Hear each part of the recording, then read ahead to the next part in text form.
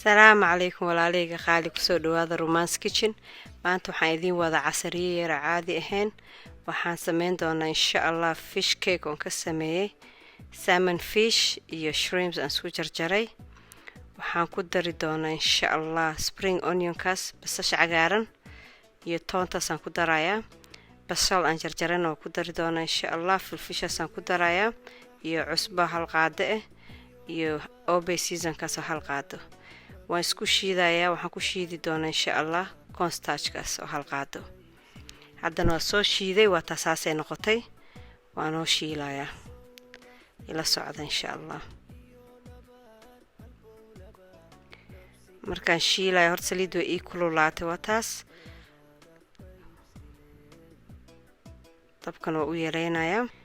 gacmaha saliid baa ii marsan nooc arto u samaysan kartaa laakiin aan waxaan jeclayn soo malaas iigu noqdo shape-kaasaan u yeelayaa tartiibkaasaan u shiilaa insha Allah. saddex xabaan u shiilaa ma afar xabo sidee noqoto insha Allah waa ila socon doontaan saan u shiilo. hadda afar xabaan dubayaa aaday u fudud wallahi. hadda markaas u dubo insha Allah waan gidin doonaa marka hoos u yar guduudato wax yaraan gidinayaa laba jeer marka gidiso waraad ka dijinaysa waa wax yar aad u fudud insha Allah ila socda.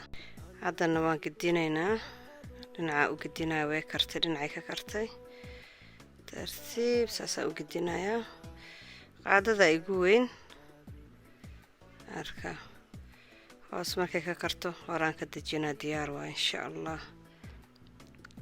hadda waa taas way noo gududatay haddana waa kaas diyaar waaye waa nooga dijinayaa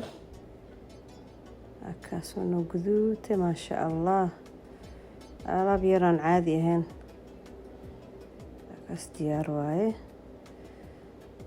kadib qaybtii labaad baa haddana sameynayaa insha Allah waa kaas ila socda waa kaas waa casiriyaan caadi ahayn dee ciyaalka markay homework sameynayaan iskuulka ka yimaadaan qadayaan kadib casariyadooda dadku u tuuraysaa sooska rabtaad ku cuni kartaan.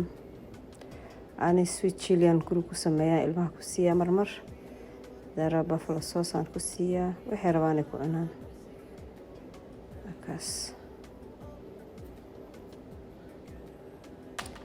haddana dhinaca kale u gedinayaa karma badan uma baahnaba because waa fish hal dhinac hadduu ka karo dhinaca kale u gedisid waa diyaar.